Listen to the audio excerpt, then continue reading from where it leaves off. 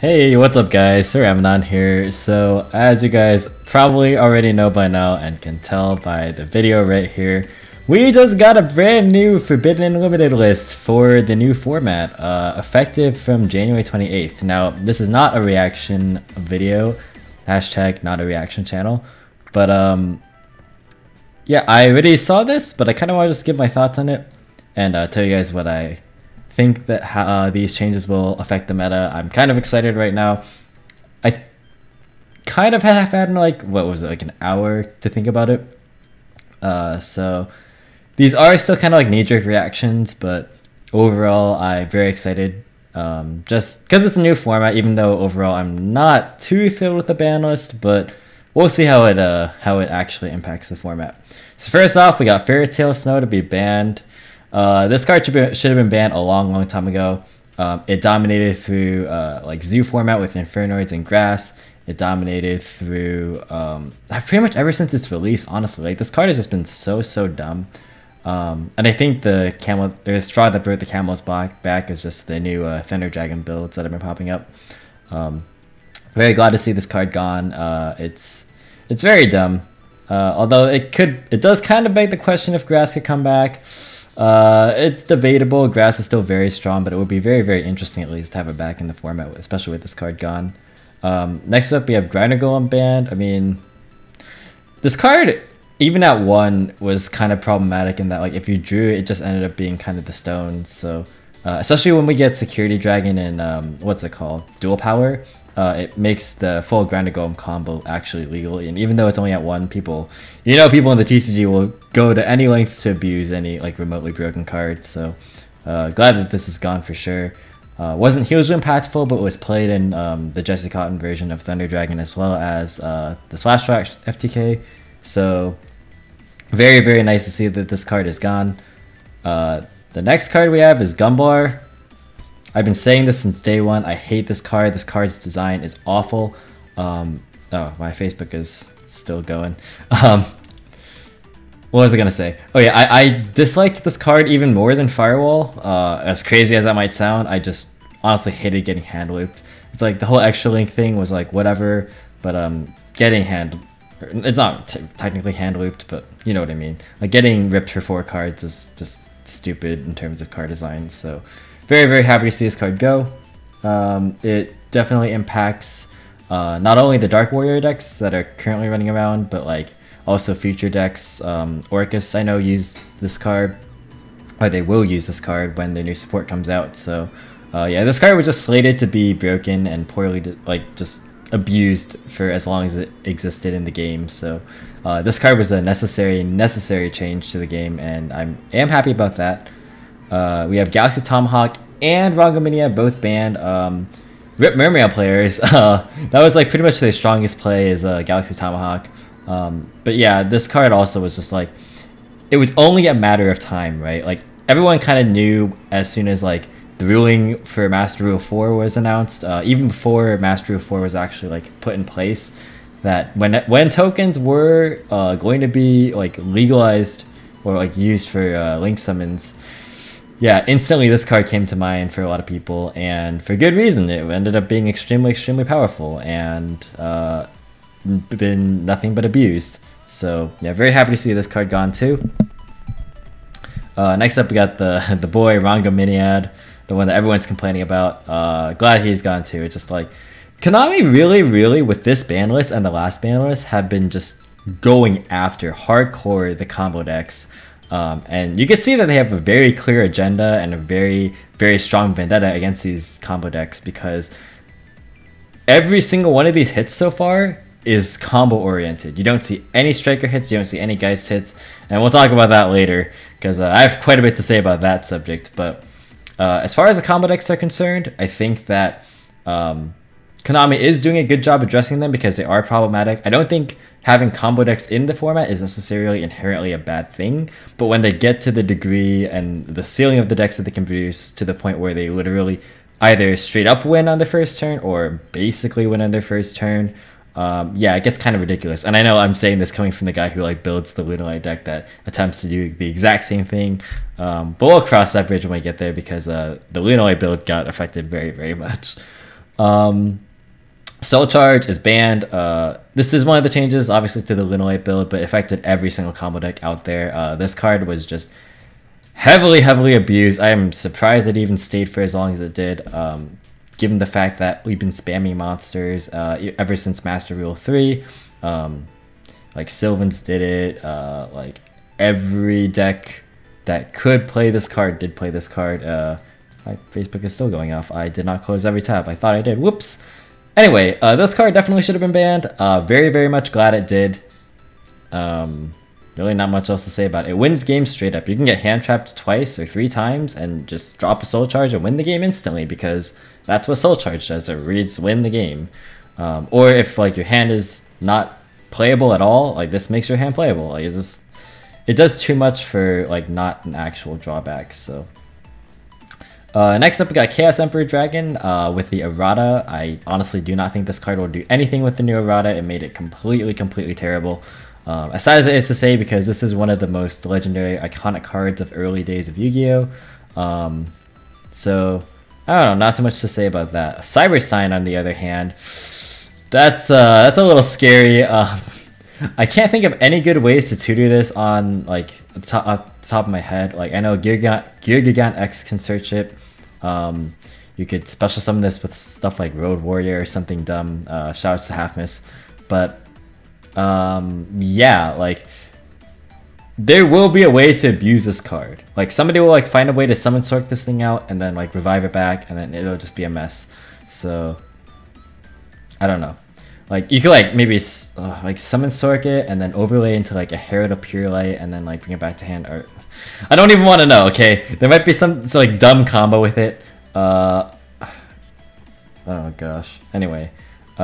Next we have Dark Grepher. This is the big change to the Lunalite deck. Guys, this change right here fundamentally ruins the whole Lunalite strategy. It makes it so much more reliant on like actually opening the Lunalite cards, which is still likely, but you don't really have good like combo starters anymore. It makes the danger engine like basically unplayable. Because like as much as I said that the dangers themselves were good standalone, you didn't have to draw Grepher with the danger monsters. The fact that Nessie and Grepher were such a powerful combo to generate type diversity, while also not giving up card economy, like you're actually plus off that play. I don't know, it just makes this place like it just makes the engine really not worth running. I don't think like the whole discard thing is enough of a reason. Like you never really wanted to use use your hand effects too often, unless if like you sculpted your hand in a certain way to make it beneficial for yourself. But even at that point, like you're not guaranteed a specific result. Whereas like if you played it in tandem with Grepher, like Grepher actually made the results much more controlled. So you could actually like determine how your board would end up based on, you know, the openings that you had. So yeah, of course I'm I'm sad to see this card go.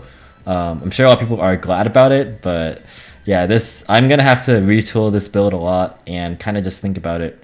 I did have a bunch of combos involving this card in an upcoming combo video, and I was like almost done with it, and now I just have to like totally scrap that, and it's just dude.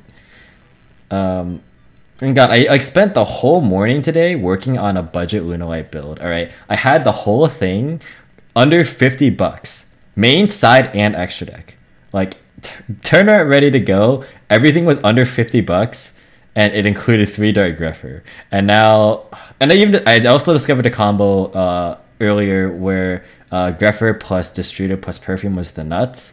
Like you could end on Azathoth Griffin plus Order Set with Borreload Savage Dragon with that play. It was absolutely stupid. But now the Dark Grepher is gone and effectively reduced to itself. Plus, if you want to run the Rhoda, I guess you could. Yeah, rest in peace. This is very much detrimental to my strategy, but I'm sure a lot of people don't really care about it. So yeah, I guess there's that. Next up, we got Shirt, strategist of the Necross. I did not play a Necross format, but I've heard the legends. Although I think the OCG has this at either 2 or 3, I can't remember, and it has very minimal impact. This is obviously a nod to dual power. because we're getting all the Necross reprints. Will the deck do anything here? I don't really think so, and honestly, as long as we have like Konami seems to be sculpting and shaping the meta to a control style sort of meta, because we've had combo decks, you know, plague the game for so long, and people have been complaining about like Goki and Spiral and like Pendulum FTK, and then obviously all like these like Dark Warrior, like extra link strategies, like everything that involved mass special summoning, like it's pretty much since the onset of Master Rule 4 have been dominating the game, and I think Konami's trying to like veer the game away from that, which is totally fine, and they're obviously in their right to do it. It's their ban list, but I don't know how much Necross will be able to do against those decks like Striker and Geist. I don't know, it's a tough call, but this card definitely helps out the deck for sure, especially with incantations. Yeah, this deck seems slated to do at least pretty well. Next up, we got the construct. We had what's it called? We had Stratos, the meme, come back, and now we had the other meme come back. We're running out of memes. Oh, Gateway too. Yeah, we're running out of memes to free from the ban list. There's only so many banned cards, but yeah, construct. I don't think like pure Shaddols will do anything, but Shaddol hybrid, Shaddol variants could see some experimentation. Dinosaurs. I'm drawing a blank. I'm pretty sure there's like some other hybrid with Shaddol cards that I'm not thinking of that's like somewhat modern and somewhat relevant, but yeah, she could see some play, although I don't think she'll make nearly as much of an impact as she did in her heyday. Again, I didn't play during this format, but the game is sped up a lot. I do know that much. Alright, next up we got Brilliant Fusion to 1. This is one I didn't actually expect. This was not on my radar at all. Like, Brilliant's an insane card, sure, but like, I don't know if it deserved to go. Maybe it's for the better. If like we're really keeping with the theme of just obliterating combo decks, that's fine. You could argue that like since Snow is already banned, and like what's the point really? But I don't know. This is fine. This card is actually just inherently very strong. I don't think it's poorly designed by nature per se, but it is definitely a powerful card that when utilized in tandem with a lot of the combo cards that we have at our disposal now. Yeah, very strong. I'm struggling to think, like, I don't really know. Like, these are all just combo cards. Like, we don't see any control-oriented cards on this list at all. So, very intriguing to note there. Obviously, we still have the plant engine to, like, search stuff out. But, I mean, are you really going to rely on the plants just to search the one Brilliant? Like, maybe. I don't know. I feel like hard drawing the Brilliant is, like, what you want to do anyway.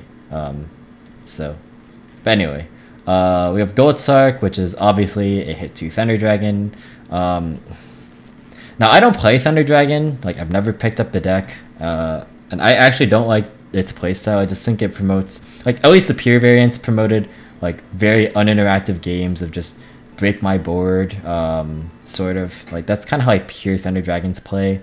The Danger build, the either Jesse Cotton's build or Nishad Lorengo's build, they both had different ways of playing. It's either like Snow Turbo or Gumblar Turbo. Obviously both of those cards are gone now, right? But this is like a nod to any Thunder Dragon build, including those builds. But I don't know, I just think that like even though I don't like the way that Thunder Dragon plays, like the pure build or like even some of the combo builds, I'm just not a big fan of like Colossus as a card. It's just like not interactive. The fact that this got hit, but Geist and Striker remain unscathed, I'm floored, honestly. I'm in shock. Like that's Anyway, we got Magical Midbreaker Field at 1. I mean, it's like combo decks. It's like I feel like instead of hitting this, it should just hit Call by the Grave. But a lot of people really like Call by the Grave. I know that much. But you could make the argument though that like if combo decks are being killed off, then like Call by the Grave just becomes a lot worse, because like hand traps will drop off in popularity, so like you don't really need to run hand traps. But then, I don't know, same logic for this, right? It's like really weird. Like those cards basically fulfill very, very similar purposes, but this just having like slightly different uses with like being good standalone against like Sky Striker and stuff, but I don't know. So does Call by the Grave. It has a lot of like its own standalone uses where it's like not only a DD Crow, but it like just negates whatever you want. Essentially, it just straight up shuts out like a lot of different strategies. So I don't know. I think Call by the Grave is just an insane card, but I guess this going to is fine. I was like theorizing with this card in the Lunalight build, but I just didn't have space for it. But it's fine. Going to 1. I'm actually fine with this. I know a lot of people are upset with this because like it helps rogue decks and whatnot, and I can understand that, but I don't know, the generation of Leak Materials just seems to be something that Konami really wants to shy away from, which I have no complaints about that personally. I think that like obviously cards like Tomahawk and stuff are better in the sense that you don't have to like wait a turn, and this card goes more control oriented strategies, stuff like Trickstar. I know Guru Control uses this, stuff like that. But I think even then, like when you get so much value out of flipping a card that has such little counterplay to it, it doesn't feel like rewarding to play against. Like, cause like now you have to deal with like a bunch of like a huge push that can play through multiple of your cards, and it just does a lot on its own, and it doesn't require any setup really. So I think the fact that like you can just set this card and be fine, and like have a play guaranteed, and maybe even an OTK out of it, it just does a bit much. When we got the meme slash draw, I feel like if you're, I don't know, I feel like this is just overkill at this point, but like, sure. That's all I gotta say, sure. Next we got all the unlimits.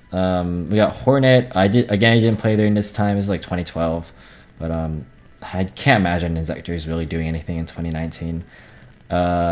Necross of Brionic, that's pretty interesting. In tandem with Shirt, this could make the deck do something, but I don't know. I just don't know how much the deck is going to do. Maybe I'll be proven wrong. Maybe this deck will be the new hot what is it? I don't know, the new hot commodity. I don't even know what I was going for there. Exciton Knight, who cares? Kaiju Slumber. This is one that's pretty interesting. Board wipes just aren't really that good unless if it's evenly matched. And even then, evenly is like situationally good, situationally sometimes not very good. But like destruction board wipes, like Regeki is not an all-time low in terms of price point. Nobody's playing Regeki at all, like in the side deck. Nobody's playing Dark Hole.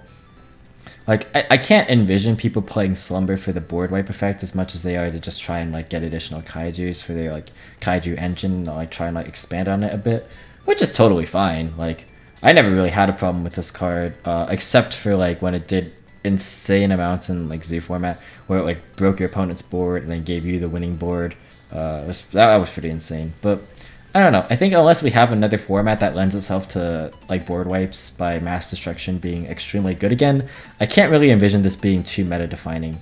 Although dumping it into Grave is pretty easy now because there's like so many ways to dump stuff. So I don't know. This card could be interesting. We have next up the Monarch Stormforth going to 3. I don't know how much this will do. Like, here's the thing with like Monarchs. Like, unless if they get Ether back and Pantheism back, I just can't see this card being like super duper impactful, because like there's only so many like ways that you can access like a tribute summon monster to like not brick on this card. So obviously it's not a bad card, but I don't know. And like Drago doesn't play this card, so I can't really think of any other relevant strategy that uses it. So it's like cool, but I don't think it'll actually shake anything up. Now here's I think the most interesting change of this entire list. Eradicator Epidemic Virus going to 3. Now Eradicator is pretty wild, and I think that in a format where we're transitioning over to Striker and Geist, or like not as much transitioning, but just straight up staying with Striker and Geist, the fact that this card is now at 3 is very, very interesting. It gives rise to a lot of rogue strategies that can find a way to utilize this card. I think of stuff like Cosmo. I think of stuff like, I don't know, Lair of Darkness, maybe, if I don't know. Stuff that can just make big dudes for very little cost, and then just in turn wipe out their opponent's options. I think that's like a very, very, very, very powerful play, to be sure. I might try and find a way to like maybe tutor this in like the Lunalight build, because like sending it off Curious and maybe setting it with Griffin could be an interesting play. Who knows? Next up, we got Infinity Barrier at 3. This card is kind of the cat's pajamas. It was like, it's like honestly the inspiration for a lot of different cards. Like you think Stellar Nova Alpha, you think the new Orcus card, you think a lot of different cards when you think Barrier. It's like the namesake, kind of like Stratos and stuff. But will this card actually shake up a lot? I don't know. With Archfiend still at 1, I don't know. It could be good. It could be. I'm not gonna like jump the gun and say instantly that it's not gonna do anything, because Barrier is pretty scary. Yeah, it's kind of crazy, but yeah, we'll just have to wait and see. Magician, like, whatever.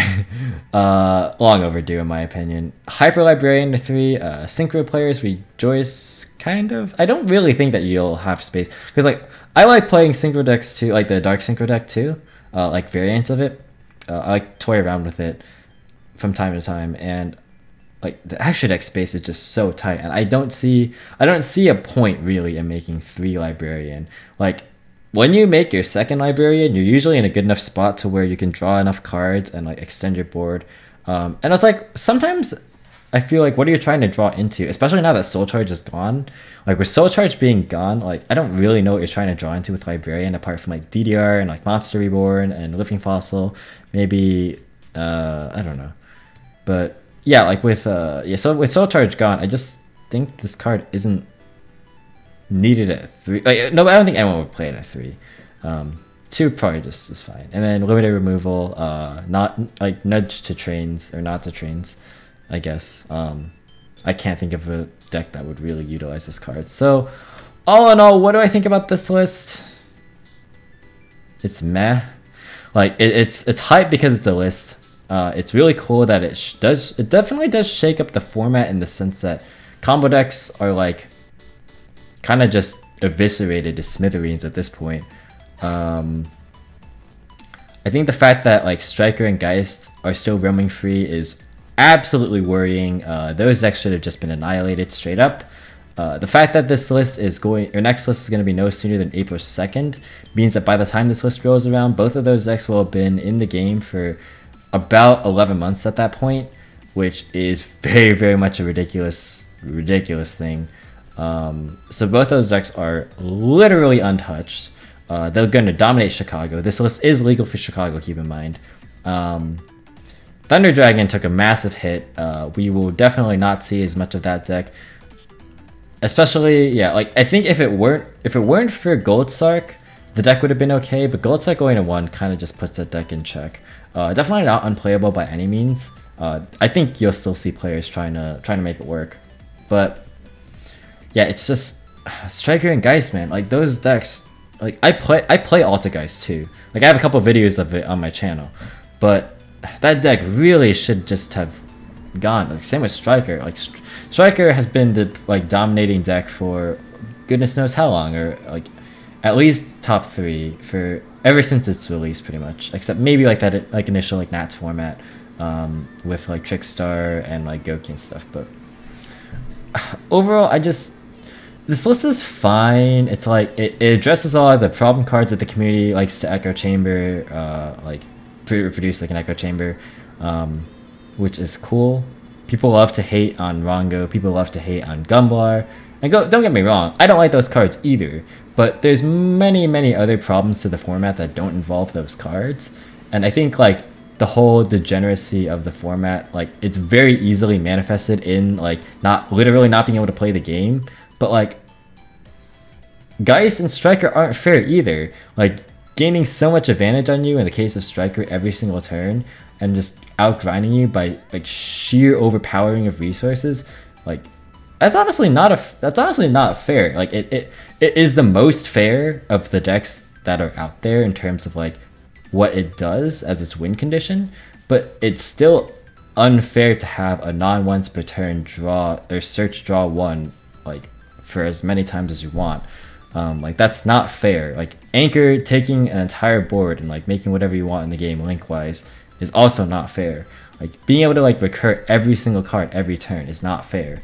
Like these are not fair things. Also guys, is not fair. Like having a negate, a monster negate, a bounce backed up by traps, a floodgate village, and like a spell trap negate. Like that's not fair either. Like I don't know. It's very easy to say, oh hey, getting Gumball for 4 and like Dolphin for 2 and like getting every hand ripped with like getting Rongoed. Like I mean, obviously that's not fair, right? It's easy to say that that's not fair. It's easy to say getting FTK is not fair. And while I do agree with that, or getting FTK'd rather, I don't know what I was saying there. It's also easy to say like extra link strategies, everything like that, sure.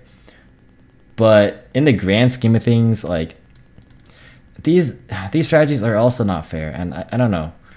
I'm just a bit disappointed in that those decks continue to roam free. Don't get me wrong, these are very justified hits. I don't have a problem with the cards that Konami decided to address. I want to make that very, very clear. The cards that Konami did address, very, very good, very strong, very powerful. Very powerful hits. Very good for the game. I credit Konami for it, I applaud them, and I want to say thank you as a player, as a fan of the game. Very, very good on that. But I think we could have gone a little bit deeper there. And as far as the things that are coming off the ban list, I think that's a lot more interesting. And will it shake up the meta enough to like redefine it? Not necessarily, I don't think, but I do think that like some of these changes in tandem with like new cards that might come out in the future, or like combos that have been long forgotten and might like resurface, or maybe just new combos entirely, they might, you know, find their way to like, you know, make a bit of a storm, if you will. Yeah, this bottom section and like this section is definitely a lot more interesting to me. Overall, I think the ban list was good as far as the cards that have been shifted, but I think that there are cards that should have also appeared on the list, if that makes sense. So everything that like has a new remark or like was something remark, I don't have a complaint about, really, like for the most part. Like I'm not like upset to see any of these come back, and I'm not upset to see any of these go, but I just wish that more was done. That's all I can say. But enough of me rambling. How have I've been recording for? 27 minutes! Okay, if anyone has stuck around this long, please leave a comment, leave a hashtag penguins tier 0 if you made it this far. Yeah, that's pretty much my thoughts. Let me know what you guys think in the comments down below. Thank you guys so much for watching. Leave a like and subscribe if you enjoy this video and want to see more content similar to this style of video. Again, let me know what you guys think in the comment section down below, and I'll catch you in the next one. Peace, guys.